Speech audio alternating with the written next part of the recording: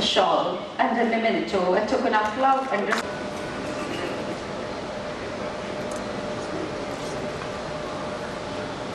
मैं चाहूंगी कि तालियों की गड़गड़ाहट में गूंजती रहे।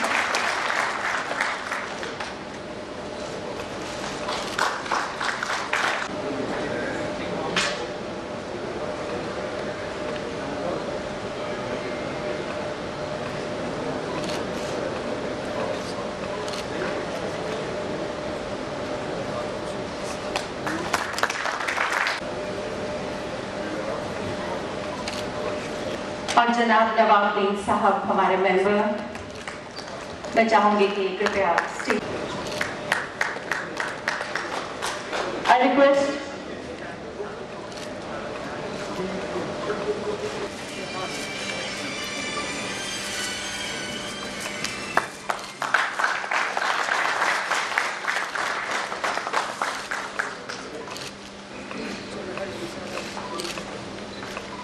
नवगठित जम्मू कश्मीर वक्फ बोर्ड की चेयरपर्सन डॉक्टर दराक्षणा अंद्राबी, वक्फ बोर्ड के सम्माननीय सदस्य सैयद मोहम्मद हुसैन साहब, डॉक्टर गुलाम नबी हलीम साहब, सुहेल काजमी साहब, श्री नवाबुद्दीन साहब, मेरे सम्मुख उपस्थित जम्मू के मेयर श्री चंद्रमोहन गुप्ता जी,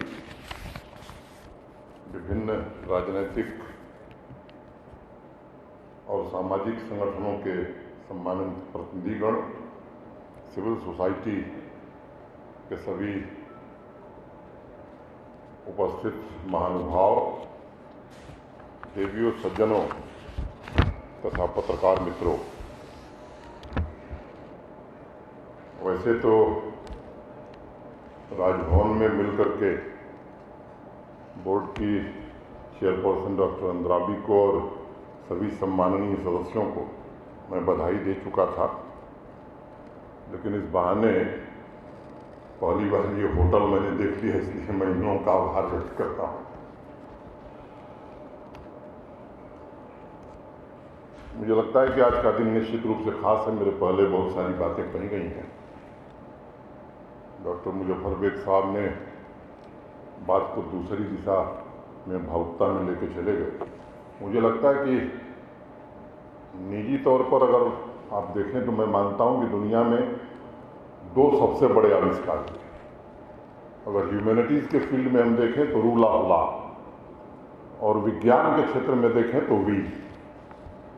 और मुझे लगता है कि जो बात कही गई शुरुआत में कि अधिकार दिए जाए, मुझे लगता है कि भारत के संविधान में जो अधिकार वक्फ बोर्ड को है, देश की संसद ने जो दिया है, उसे न एक कम और न एक ज़्यादा।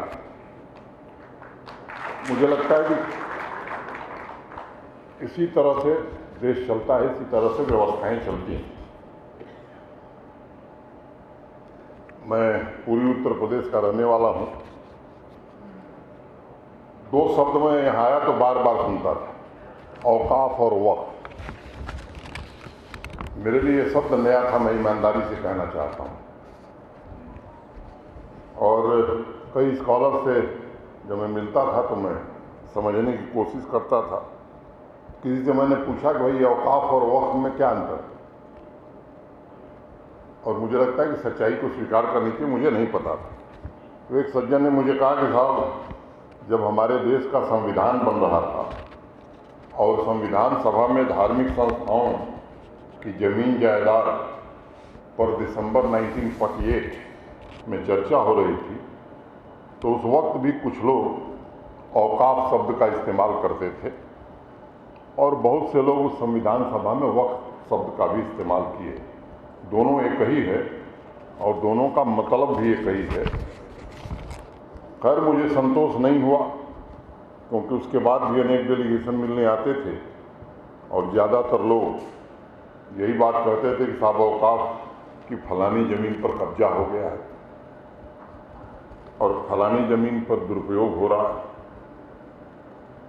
फिर 1995 का सेंट्रल वक्फ एक्ट मैंने थोड़ा ढूंढा। कानून पढ़ा नहीं हूँ, लेकिन समझने की कोशिश किया, और उसमें फिर मैं पाया कि औकाफ यानी वक्फ, तो मेरी जिज्ञासा शांत हो गई। कुछ कुछ राज्यों में लोगों ने उसे साधारण तरीके से समझने के लिए वकाफा शब्द का भी इस्तेमाल किया।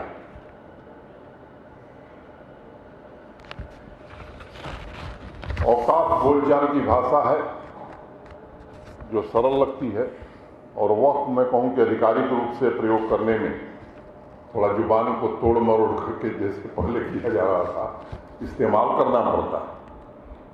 देश के अलग अलग हिस्सों में शब्दों के इस तरह के, हम लोगों के यहाँ कहावत है कि हर 5 किलोमीटर पर भाषा बदल जाती है, तो उसका मैं लोकलाइजेशन कह सकता हूँ। और इसका आमना सामना मुझे लगता है कि यहाँ के लोग भी करते होंगे, हमारे यहाँ ज़्यादा होता। 1995 सेंट्रल वक्फ एक्ट की मैं बात कर रहा था, उसमें जो चौथी लाइन है उसको मैं पढ़ना चाहूँगा। It extends to the whole of India except the state of Jammu and Kashmir. जब ये 1995 में बना तो देश के सभी हिस्सों में लागू हुआ, जम्मू कश्मीर को छोड़कर। तो मुझे लगता है कि आज जम्मू कश्मीर में लागू हुआ है, तो ठीक कह रहे थे बेग साहब कि वो भारत के वर्तमान प्रधानमंत्री आदरणीय नरेंद्र मोदी जी के कारण लागू हुआ है। और अनेक ऐसे कानून जो देश में लागू थे, यहाँ नहीं लागू थे, ऐसे अनेक कानून यहाँ लागू किए गए। अब उस पर लोगों की राय अलग अलग है। कुछ लोग मानते हैं कि इससे बेहतरी होगी, कुछ लोगों की राय अलग है। मैं उस विवाद में नहीं जाना चाहता हूँ, लेकिन इतना मैं जरूर कह सकता हूँ कि डॉक्टर अंद्राबी के साथ साथ अपने अपने क्षेत्र की जानी मानी हस्तियों को वक्फ बोर्ड के जरिए इस खूबसूरत यूनियन टेरिटरी और यहाँ की आवाम की खिदमत करने का अवसर मिले, ये हम सब ने कोशिश की है।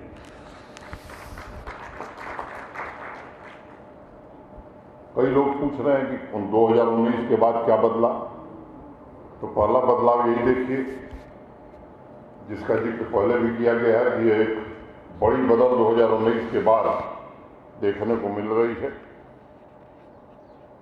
आम आदमी की तरक्की के लिए कैसे काम किया जाए, मैं समझता हूं कि सबका लक्ष्य यही होना चाहिए। एक बहुत छोटा उदाहरण मैं जानबूझ करके इसका जिक्र करना चाहता हूं, और ये आंकड़े सरकारी वेबसाइट पर उपलब्ध हैं, इसके प्रमाण हैं। 2018 में जम्मू कश्मीर में कुल जो परियोजनाएं पूरी हुई थी वो 9,229 9,229 थी। आगे बढ़िए 2021 में जितनी धनराशि 9,229 परियोजनाओं को खर्च करने में लगी हुई थी, उससे 10% कम धनराशि में 21,943 21,943 प्रोजेक्ट, उससे 10% कम धनराशि में पूरी हुई। और 31 मार्च का जो मैं आंकड़ा आपको बताने जा रहा हूँ कि 18 से 30% कम धनराशि में 40,873 परियोजनाएं पूरी हुई। इसको आप चेक कर सकते हैं सरकार की वेबसाइट पर भी, और एक एक प्रोजेक्ट को वेरीफाई कर सकते हैं, क्योंकि सबकी जियो टैगिंग है, सबके फोटोग्राफ हैं, और जम्मू कश्मीर का हर नागरिक उसे चाहे तो स्वयं देख सकता है। कम पैसे में 4 गुना प्रोजेक्ट पूरी हो जाए, निश्चित रूप से बड़ी बात नहीं, तो छोटी बात भी नहीं। अब ये विचारणीय प्रश्न है कि आखिर ये हुआ कैसे। कोई बहुत बड़ा करिश्मा तो हुआ नहीं, तो कुछ न कुछ व्यवस्था ऐसी सृजित हुई है जिसमें पारदर्शिता की गुंजाइश बढ़ गई है।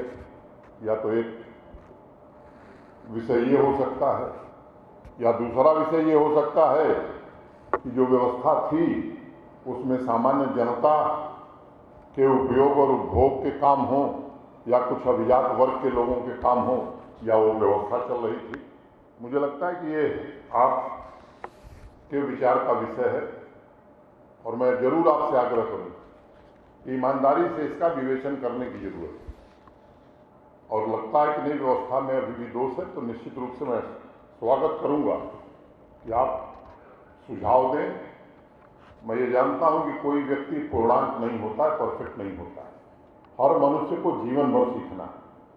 कोई किसी विषय का संपूर्ण ज्ञाता हो, मैं समझता हूं नारद के बाद इस धरती पर कोई पैदा नहीं हुआ। तो यहाँ भी जो लोग बैठे हैं सब में कुछ गुण हैं, कुछ अवगुण हैं। मैं स्वागत करूंगा आपके सुझावों का। बेरोजगारी की बड़ी चर्चा आजकल है। मैंने कई अवसरों पर ये बात कही है कि ये सच है कि गवर्नमेंट एम्प्लॉयमेंट जम्मू कश्मीर में भारत के दूसरे राज्यों की तुलना में काफ़ी ज़्यादा है। और इस तस्वीर को समझने के लिए मैं 1 मिनट में एक बात कहूँगा कि हमारी कुल आबादी आज की तारीख में 1.25 करोड़, 1 करोड़ 30 लाख, 1 करोड़ 35 लाख। हमारे यहाँ गवर्नमेंट एम्प्लॉयमेंट 5 लाख से ज़्यादा है। मैं उन लोगों की बात नहीं कर रहा हूँ जो डेली वेजर, उनकी संख्या पर देवेंद्र राणा साहब कहते हैं कि साहब ये 85,000 हैं। अशोक कौल साहब मिलते हैं तो कहते हैं 1,13,000 हैं और बार बार हमको धमकाते हैं कि इनको जल्दी से परमानेंट करिए। स्वाभाविक है, उनके लिए जो समाज में काम करता है उसके सोचने का अपना नजरिया और मैं उनसे गलत भी नहीं मानता हूँ। बिहार की आबादी मोटे तौर पर हमसे 10 गुना से ज़्यादा है और वहाँ जो सरकारी कर्मचारी हैं वो 4,67,000 है। तो बिहार से ज़्यादा गवर्नमेंट एम्प्लॉय जम्मू कश्मीर में है। हम प्रधानमंत्री जी का निर्देश था, हम सबने तय किया कि जो रिक्तियाँ हैं उन्हें भरेंगे और आज की तारीख तक 11,337 सरकारी नौकरियां दे दी गई हैं। ये जम्मू कश्मीर बैंक की बात नहीं कर रहा, केवल एसएसबी की बात कर रहा हूँ। 7,988 पद ऐसे हैं जिनमें से 60% के रिजल्ट निकल गए हैं और आने वाले अप्रैल तक बाकी निकल जाएंगे। उनके वेरिफिकेशन का काम होने तक मैं उम्मीद करता हूं कि जून तक 20,000 लोगों को नौकरी दे दी जाए। उसका दूसरा पक्ष मैं आपसे कहना चाहता हूं और चुनौती के साथ कहना चाहता हूं। इस सभागार में बैठे हुए लोगों से मेरा विनम्र अनुरोध कि आप खोजिए, अगर एक व्यक्ति की नियुक्ति गलत हुई है तो मनोज सिन्हा दूसरे दिन इस्तीफा दे देंगे। एक व्यक्ति, कोई कहते कि योग्यता के अलावा कोई आधार रहा तो जम्मू कश्मीर से हम चले जाएंगे। मुझे मिलने आते हैं, एक ठेले पर सब्जी बेचने वाले की बेटी मुझे मिठाई लेकर के आई और उसने कहा कि साहब मैं अफसर बन गई हूं। मैंने जन्म के बाद कभी सोचा नहीं था कि जम्मू कश्मीर में ठेला चलाने वाले की लड़की को सरकारी नौकरी मिल सके। और एक में ऐसे 13 नाम मैं लिख के लाया, मैं कर सकता, आप उसे वेरीफाई कर सकते। बाकी जो पद हैं चिन्हित किए गए हैं उन्हें भी भेजेंगे, जल्दी से जल्दी उनकी भर्ती करेंगे। एक विवाद खड़ा हुआ था 2019 के बाद, नियुक्तियों के नियम बदल गए। अशोक कौल साहब भी आए थे, राणा साहब भी आए थे, अनेक लोग इसमें से आए थे मेरे पास में। पहले रिजर्वेशन नहीं था, यहाँ रिजर्वेशन मिल गया। योग्यता के आधार अलग थे। पहले इंटरव्यू होता था, हमने इंटरव्यू खत्म कर दिया। क्लास 3 क्लास 4 में अब कोई इंटरव्यू नहीं होगा। जो मेरिट में आएगा, परीक्षा में जो सबसे ऊपर होगा उसे नौकरी दे दी जाएगी। ऐसे लोग जो परीक्षा में बैठ चुके थे, जिनके रिजल्ट नहीं निकले थे या जिनकी परीक्षाएं नहीं हुई थी, उनको हमने वापस ले लिया, उन्हें विज्ञापित करने जा रहे हैं। उनमें ये नए नियम लागू होंगे। लेकिन कई लोग कहते हैं साहब हमने बहुत पहले आवेदन किया था, उनको 1 टाइम रिलैक्सेशन भी दिया। भाई उनका दोष नहीं, इसलिए एक बार रिलैक्सेशन देते हैं। अभी कल सब इंस्पेक्टर के 1200 पदों की भर्ती की परीक्षा हुई है और परीक्षा जहां होती है वहां भी सीसीटीवी कैमरा लगा है। एसएसबी का चेयरमैन भी देखता है और कल अमरनाथ श्राइन बोर्ड की बैठक के बाद मैं भी कैमरे से देख रहा था कि इन्विजिलेटर कुछ गड़बड़ तो नहीं कर रहा है और कई लोगों के खिलाफ इस मामले में कार्रवाई की गई। कई लोगों के खिलाफ। मैं समझता हूं कि आप सब इस बात को जानते हैं। ये जब व्यवस्था पारदर्शी ढंग से चलती है तो मुझे लगता है कि निश्चित रूप से सामान्य आदमी को इसका लाभ मिलता है। अभी आपकी जमीन आपकी निगरानी डिजिटाइजेशन की बात अभी डॉक्टर अंद्राबी ने किया है। भारत सरकार ने एक नई पहल शुरू की, लैंड का डिजिटाइजेशन तो हो ही रहा है। आप अपनी जमीन देख सकें और आपको पासबुक 3 लैंग्वेजेज में, उर्दू में भी, हिंदी में भी और अंग्रेजी में भी मिल सके, इसका मुकम्मल इंतजाम कर दिया गया। धीरे धीरे मिलना शुरू हो जाएगा और इसे 6 महीने में सबको अपनी पासबुक मिल जाए, इसकी व्यवस्था हम कर रहे हैं। अब गांव में रहने वाले आदमी के घर का भी नंबर, भारत सरकार ने जो नई स्कीम शुरू की है, एक एक गांव में रहने वाले आदमी के घर का भी एक विशेष नंबर होगा। क्योंकि जो गांव में रहता है उसको कठिनाई थी, बैंक जाता था तो शहर के आदमी के मकान को तो बैंक कोलेटरल सिक्योरिटी मांगता था। गांव में रहने वाले व्यक्ति के पास अगर गांव में घर है तो बैंक के लिए वो कौड़ी का दाम था। अब उसके भी नंबर मिल जाएंगे, उसकी भी एक विशिष्ट पहचान होगी। ये काम भी प्रारंभ हो गया, थोड़ा समय लगेगा लेकिन इस काम को भी पूरा किया जाएगा। कल शाम को एक संपादक महोदय ने श्रीनगर से फोन किया। उनकी एक रिश्तेदार भी सरकारी नौकरी में, तो उन्होंने मुझे कहा कि सर मैं दुकान पर गया था और मैं, डॉक्टर साहब आए हैं, अनेक लोग श्रीनगर से भी हैं, मैं निवेदन करना चाहता हूं कि जरा अखबार के बयान पर जाइए, डल लेक देखिए। कोई बड़ा इंटरवेंशन हमने नहीं किया है, किसी वैज्ञानिक ने सहयोग भी नहीं उसमें ऐसा बड़ा इंटरवेंशन कर दिया, लेकिन मैं आप सबसे कहना चाहता हूं कि देख के आइए और कहिए कि पहले से दल में परिवर्तन हुआ है या नहीं हुआ। जिस हिस्से में हमने काम कराया है मैं सबसे निवेदन करना चाहता हूं। और मैं अगर आंकड़ा बताऊं कि पैसा कितना खर्च हुआ तो आपको ताजुब होगा। बहुत कम धनराशि में कोई बड़ा काम नहीं हुआ। वो बड़ा काम होने की तैयारी है, वो बाद में मैं बताऊंगा, लेकिन बड़े छोटे से इंटरवेंशन से मैं समझता हूं कि स्थिति में काफ़ी बड़ा बदलाव आया। अनेक ऐसी चीज़ें हैं, मैं उसका जिक्र नहीं करना। एक बात का जिक्र मुझे लगता है आज मैं करूँगा। अभी 2 दिन पहले एक एसपीओ को मार दिया आतंकवादी। जब से मैं आया पहली घटना मैंने देखा है कि उसके भाई ने, जो 19 साल का था, पढ़ाई कर रहा, उसने पूरी शिद्दत से उनका मुकाबला किया, वो भी शहीद हुआ। मैं उसकी पुण्य स्मृति को प्रणाम करता हूं और मैंने तय किया कि भारी धनराशि उसको देंगे और उसके परिवार को सरकारी नौकरी भी देंगे। नौजवान में अगर ये जज्बात है कि नहीं आतंकवाद से लड़ना है, तो ऐसे नौजवान को पुरस्कृत करना मैं समझता हूं ये शासन का दायित्व है और ये सबसे प्राथमिक कर्तव्य है किसी शासन का। मैं दूसरी तरफ चला गया, मैं विषय पर आता।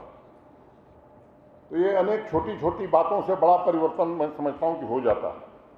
प्रशासनिक व्यवस्था की आलोचना भी होती, होनी भी चाहिए, ये हक है लोकतंत्र में। मुझे लगता है कि यही हमको मिला हुआ है। लेकिन काले और सफ़ेद का फर्क ईमानदारी से करना ये आवश्यक होता है। और इसलिए मैं कहूँगा कि दिल को उस राह पे चलना ही नहीं जो मुझे तुझसे जुदा करती है। जिंदगी मेरी थी लेकिन अब तो तेरे कहनों पे रहा करती। लोग सालों से जुस्तजू कर रहे थे, यहाँ इंडस्ट्री आए आंकड़ा लगा रहा था आज़ादी के बाद से आज के 6 महीना पहले तक।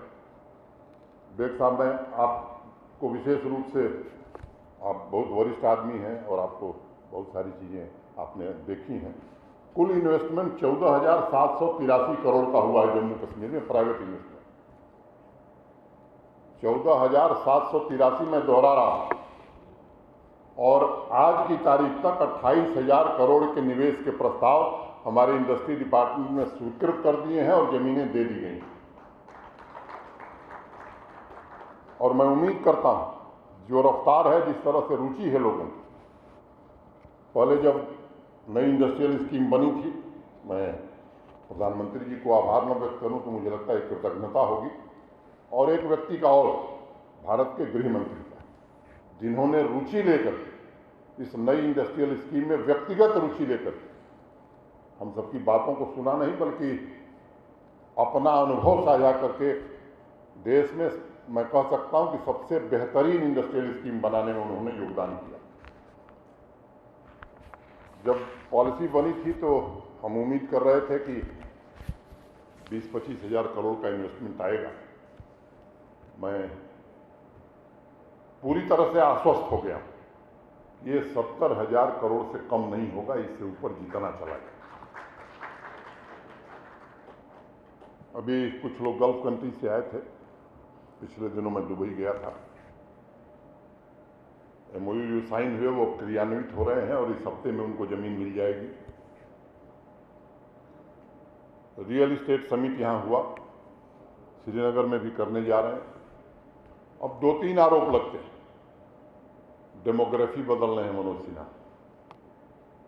जमीन बेच रहे हैं मनोज सिन्हा। भैया एक इंच जमीन मुझे न यहाँ कभी रहना है न लेके जाना है, वो यहीं रहेगी और यहीं के लोगों की रहेगी।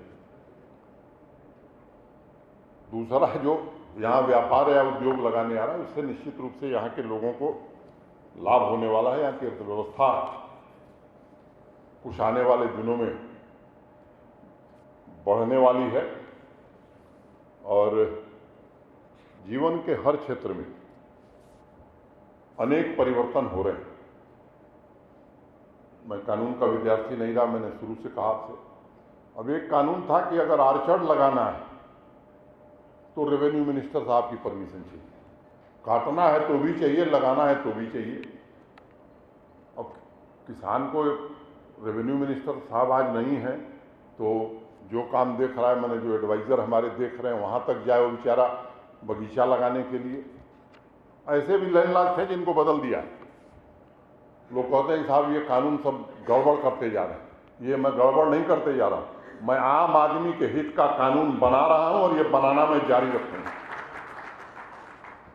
4 कैनाल से कम जमीन है तो वो किसान हाई डेंसिटी प्लांटेशन नहीं कर सकता। कौन सा कानून है भाई? मैं गरीब हूँ, छोटा किसान हूँ, अगर 2 ही कैनाल तो मैं क्यों नहीं लगा सकता? यह किसी बड़े किसान को ही नहीं है तो हाई डेंसिटी प्लांटेशन लगा सकता है। इस तरह के अनेक चीज़ों को बदलने की कोशिश की जा रही है और आपसे मैं फिर से दोहराना चाहता हूं कि अगर आपको लगे कि कहीं गलत है तो मैं उसमें एक आदमी नहीं, मैं तुरंत उसको ठीक करने की कोशिश भी करूंगा और ईमानदारी से ठीक करूंगा। और मुझे लगता है कि एक बात मैं बड़े साफ तौर पर हर बात कहता हूं कि भाई गुनहगार को छोड़ो मत और बेगुनाह को छेड़ो मत। ये नीति किसी भी शासन की होनी चाहिए। जो गुनाहगार है उसे किसी हाल में बख्शा नहीं जाना चाहिए और जो बेगुनाह है उसके साथ कोई छेड़छाड़ किसी को करने का अधिकार नहीं है। कोशिश से देखता हूं, जब डॉक्टर अंद्राबी नॉमिनेट हुई थी तो उनका बयान मैंने पढ़ा, पहला बयान मुझे अच्छा लगा और उन्होंने कहा कि केवल धार्मिक स्थलों के रखरखाव तक हम सीमित नहीं रहेंगे बल्कि शिक्षा और स्वास्थ्य के लिए भी मैं और हमारे ये जो नए सदस्य चुने गए हैं इनके लिए भी हम काम करेंगे। इस वक्तव्य के लिए मैं आपका स्वागत करता हूं, आपको धन्यवाद देता हूं और मैं उम्मीद करता हूं कि निश्चित रूप से आप सब इसको मुकाम तक पहुंचाएंगे।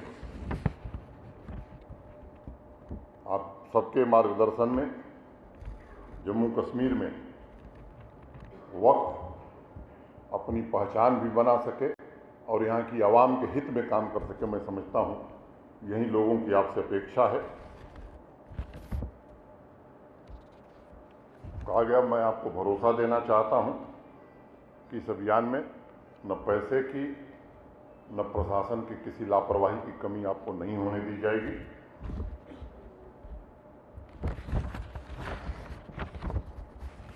अनेक कार्यक्रम हमारे माइनॉरिटी अफेयर मिनिस्ट्री के और प्रधानमंत्री जी के द्वारा चलाए जा रहे हैं। सेंट्रल वक्फ बोर्ड लागू हो जाने के बाद सेक्शन 32 अब प्रभावी हो गया है यानी वक्फ की सारी प्रॉपर्टी की जिम्मेदारी आप लोगों के हाथ में है। वो न एलजी के पास है, न चीफ सेक्रेटरी के पास है, न डीसी के पास है, न डिवीजनल कमिश्नर के पास। तो मुझे लगता है कि अब ये नहीं चलेगा कि साहब हमको प्रशासन सहयोग नहीं कर रहा है, क्योंकि यहाँ एक बड़ी रवायत है कि कह दीजिए कि सब तो वहाँ केंद्रित है। मैंने पहले इसीलिए कहा कि न उससे एक शब्द ज़्यादा और न एक कम। जो भारत के संविधान ने और देश की पार्लियामेंट ने आपको अधिकार दिए हैं, वो पूरी तरह से आपको एक बड़ी जिम्मेदारी है। वक्फ और मैनेजमेंट सिस्टम ऑफ इंडिया बना हुआ है, जिसे हम वामसी कहते हैं। 2022 तक के आंकड़े हमने देखे हैं। अभी वक्फ की प्रॉपर्टी के रिकॉर्ड का काफ़ी डिजिटाइजेशन हुआ है, 32,506 का। सभी सदस्यों से और डॉक्टर साहिबा से मैं अनुरोध करूंगा कि इसको आवाम की भलाई में कैसे लगाया जा सकता है, एक बेहतर जम्मू कश्मीर बनाने में इसका क्या उपयोग हो सकता है। ये निश्चित रूप से यही अपेक्षा जम्मू कश्मीर के लोगों की है आपसे, यही अपेक्षा भारत सरकार की है या हम सबकी है। केंद्र सरकार शहरी वक्फ संपत्ति विकास योजना कार्यक्रम भी चला रही है और उसके अंतर्गत समाज कल्याण के भी अनेक कार्यक्रम करने की जिम्मेदारी आप सबके कंधों पर है। डॉक्टर हलीम की कविता का संग्रह कश्मीरी में है। अब देख साहब तो उसको पढ़ रहे थे, मैं पढ़ नहीं पाऊंगा, मैं सीखने की कोशिश कर रहा हूँ, थोड़ा समझने लगा हूँ डोगरी और कश्मीरी। मुझे बताया गया है कि हिंदी में इसका अगर अनुवाद किया जाए तो ये इंद्रधनुष होगा। क्यों ठीक कर रहा हूँ डॉक्टर? डॉक्टर साहब तो सालों से जम्मू कश्मीर में सूफी परंपरा को आगे बढ़ाने के लिए अपनी लेखनी द्वारा महत्वपूर्ण और अनूठा प्रयास कर रहे हैं। मुझे यकीन है कि दर्जनों बेहतर किताबों के रचयिता डॉक्टर हलीम की ये पुस्तक भी आवाम में नई पीढ़ी में मोहब्बत और अमन का संदेश प्रसारित करेगी। इस पुस्तक की सफलता के लिए भी मैं उन्हें बहुत बहुत हृदय से बधाई देता हूँ। इस देश में सदैव से सर्वपंथ संभाव के सिद्धांत का पालन इस देश ने किया है, उसे बढ़ावा भी दिया है। वक्फ बोर्ड के माध्यम से जो हमारे देश की परंपरा है, जिसका जिक्र डॉक्टर बेग कर रहे थे, सिविलाइजेशन, उसे आप सबको पोषित करना है। आने वाले समय में समाज कल्याण और अपने कार्यों के द्वारा मैत्री और सद्भावना का बीज जम्मू कश्मीर में आप बो सकें, ऐसी मेरी ईश्वर से प्रार्थना है। और एक शेर मुझे भी याद आ गया जब आप पढ़ रहे थे, तो मैंने लिखा उसी समय कागज कलम से कि जिधर कसीमत मेरे दोस्तों की बैठक थी, उसी तरफ से मेरे सहन में पत्थर आए। अगर स्थिति ये रही हो तो इस स्थिति को बदलने के लिए अंत में 4 लाइन करके मैं ख़त्म करूँगा कि जरा सा कतरा कहीं आज अगर उभरता है, समंदरों ही के लहजे में बात करता है, खुली छतों के दिए कब के बुझ गए होते, कोई तो है जो हवाओं के पर कतरता है। बहुत बहुत धन्यवाद। जय हिंद।